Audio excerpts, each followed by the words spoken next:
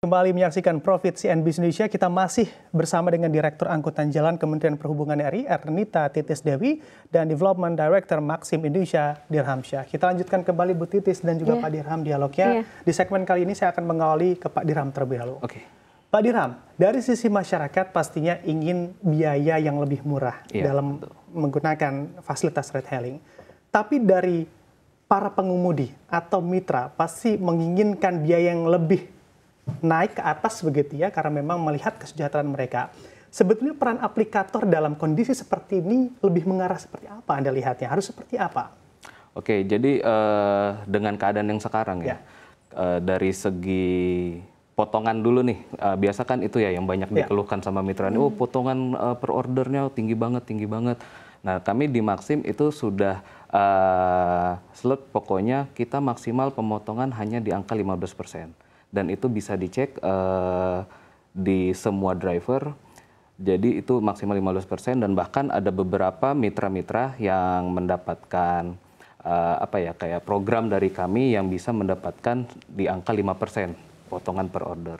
Nah, jadi tujuannya adalah agar kita masih bisa ngejaga tarif itu tidak tinggi. Jadi kami turunkanlah untuk komisi yang kami terima dengan harapan tetap menjaga tarif yang lebih stabil seperti itu. Oke, saya akan kembali ke Bu Titis. Bu Titis, kita kembali ke daerah begitu ya. Di sini memang Anda lihat di Kemenhub ada kewenangan pemerintah daerah di sana masalah tarif ini. Tapi apakah juga Kemenhub memiliki peluang, Bu Titis, untuk mengatur dalam hal kondisi-kondisi yang terjadi di daerah, karena di sini memang pada akhirnya masyarakat yang juga menjadi korban dari kenaikan tarif layanan ride hailing di daerah, Bu Titis. Kalau dalam hal ini kan memang sesuai peraturan itu kan memang sudah dilimpahkan kepada pemerintah daerah untuk mengatur sesuai wilayah operasi. Namun demikian kami juga sebenarnya mengatur di peraturan itu bahwa pada waktu mau menentukan kebijakan itu tadi disampaikan itu harus melibatkan pemangku kepentingan. Setelah dilibatkanlah pemangku kepentingan itu pun itu juga selanjutnya itu dilakukan pengukuran ATP WTP, ability to pay dan willingness to pay. Tadi disampaikan masyarakat itu sebenarnya kan harus diukur juga berapa sih kemampuan bayarnya, berapa sih kemauan bayarnya, sehingga dengan pengukuran itu akan nanti ada keseimbangan. Jadi antara kenaikan nggak terlalu tinggi, kemudian juga seimbang dengan kemampuan dan kemauan bayar dari pengguna jasa. Kemudian step berikutnya itu kami sebenarnya juga pada beberapa waktu yang lalu kami juga bertemu dengan teman-teman aplikator itu, mereka juga sebenarnya ada cara bagaimana sebelum itu kebijakan ditetapkan bisa men-trial di aplikasinya. Jadi berapa sih tingkat penurunan pengguna atau permintaan jika dinaikkan? Nah itu kami mendapatkan data-datanya. Nah itu sebenarnya sebelum kebijakan itu ditetapkan itu bisa dilakukan gitu.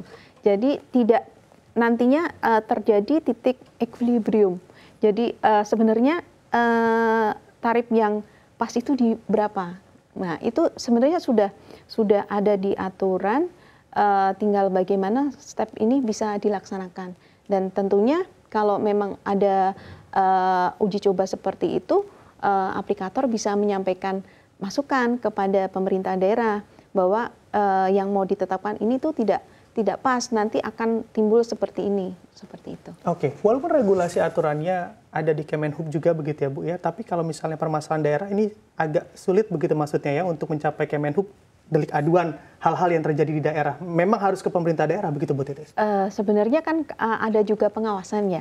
Jadi baik dari sisi aplikatornya, kemudian dari sisi pengguna jasa itu bisa menyampaikan, dan itu sudah diatur di PM tersebut bagaimana melaporkan, itu sudah diatur dengan jelas. Jadi bisa saja menyampaikan kepada kami dan kami akan melakukan pengawasan.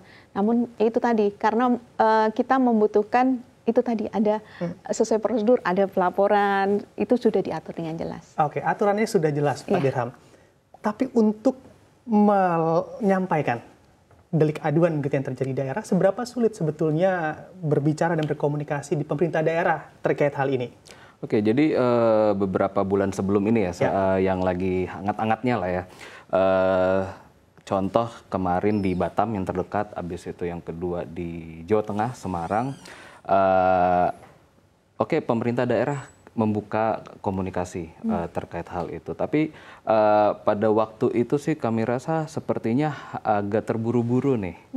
Apalagi ditambah dengan ya kita tahulah di tahun sebelumnya ini lagi ada pilkada dan pilpres lah ya, yang kami takutnya di situ ada pemanfaatan oleh beberapa pihak tertentu nih untuk ke situ gitu. Jadi terkesan tergesa-gesa tanpa ada pertimbangan-pertimbangan lain. Karena kami juga melakukan beberapa research ya.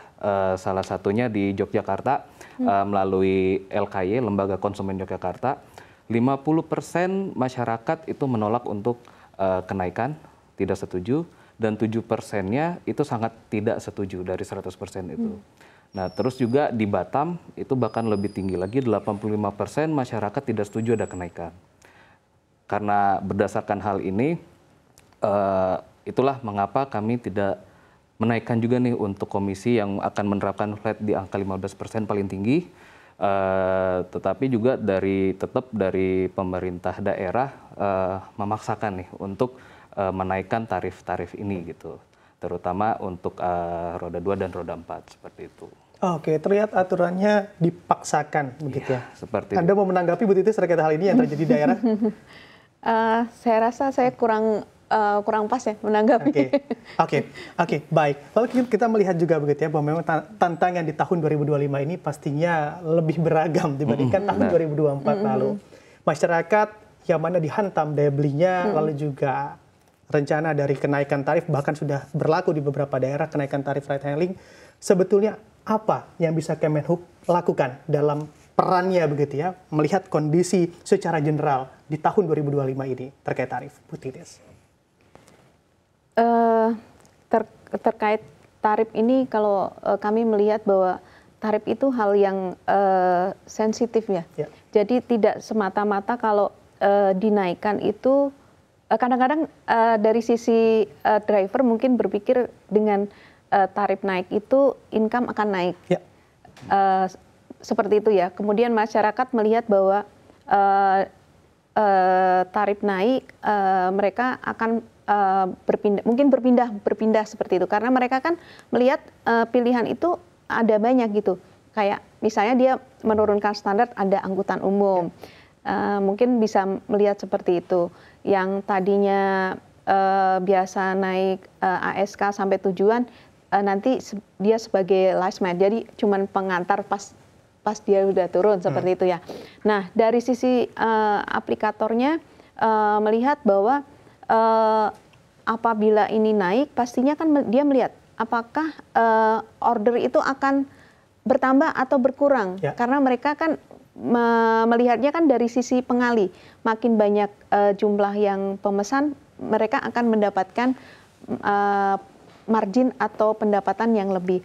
Nah, dari sisi itu kan kami dari sisi regulator itu dalam menetapkan tarif, terutama pada waktu penyesuaian, itu melihat kami adalah sebagai regulator itu netral ya. Jadi melihat dari sisi ketiga-tiganya sebagai pemangku kepentingan yang ada, stakeholder yang ada, baik dari sisi mitra terlindungi, kemudian dari sisi aplikatornya juga tetap bisa berjalan, dan masyarakat itu tadi itu kami mengharap ada survei ATP-WTP. Jadi tidak di atas kemampuan.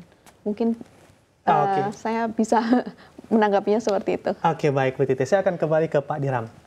Selain masalah tarif yang pada ujungnya mungkin ke tarif juga Pak Dirham, adalah terkait subsidi BBM tipe Pertalite untuk pengemudi atau mitra pengemudi ojol dalam hal ini. Anda melihatnya di tahun 2025 ini apa atau bentuk peran dan support apa yang Anda harapkan dari pemerintah? Oke, tentunya terkait subsidi dulu ya. Terkait subsidi sih kalau kami sangat mendukung ya. Sudah ada beberapa pengumpulan data yang diminta oleh dari kementerian sebelumnya dan ini kita lagi berusaha untuk melengkapinya dan agar lebih ke tepat sasaran. Karena ada beberapa hal yang kami takutkan di subsidi ini banyak dimanfaatkan oleh orang-orang yang tidak seharusnya mendapatkan itu. Nah, jadi diharapkan dengan adanya ini sih semoga tepat sasaran dan itu juga akan membantu biaya operasional ya. Karena udah jelas kendaraan butuh bahan bakar tiap hari bakal kepake gitu ya, lebih menurun dan diharapkan juga uang atau profit yang mereka terima yang mereka bawa pulang ke rumah setiap harinya itu bisa bertambah seperti itu. Oke, baik. Lalu upaya apa juga yang bisa dilakukan oleh Kemenhub untuk masalah ketepat sasaran ini terkait penyaluran subsidi BBM tipe Pertalite bagi mitra pengemudi atau ojol di sini? Ini ya, kalau terkait dengan hal ini sebenarnya Kementerian Perhubungan itu juga membutuhkan kerjasama yang lebih ditingkatkan lagi, terutama dengan aplikator. Karena kalau dari sisi kami sebenarnya kami juga agak kesulitan mendapatkan data semua mitra yang ada di aplikator seperti itu. Kami tidak mendapatkan akses untuk ke aplikasinya, jadi tidak tahu juga berapa secara fixnya berapa mitranya. Jadi kalau misalnya kami ditanya berapa sih yang sebenarnya yang bisa disubsidi, itu kami juga tidak mendapatkan data secara akurat gitu. Oke, lalu sejauh ini penyampaian data kepada pemerintah dari aplikator seperti apa mekanismenya? Apakah menemui kesulitan, Pak Dirham? Sejauh ini sih nggak ada kesulitan yang berarti ya, karena dari pemerintah sudah nge-request nge-request untuk data-data itu dan kita juga melakukan ada mungkin filter juga agar balik lagi itu tepat sasaran seperti itu. Jadi nggak hanya sekedar yang mungkin ada beberapa orang ini yang pernah mendaftar atau cuman aktif sekedarnya gitu. Kami tetap bakal membantu untuk memfilter agar lebih tepat sasaran ke mitra-mitra atau orang yang bekerja dengan aktif setiap harinya seperti itu. Oke, baik. Kami harapkan pula dari kesempatan kali ini begitu ya, komunikasi dapat terjalin lebih baik lagi antara aplikator pemerintah bahkan aplikator dengan pemerintah daerah. Terima kasih Pak Dirham dan juga Bu Titis telah bergabung bersama kami di kesempatan kali ini. Tentunya sukses dan sehat selalu untuk Anda.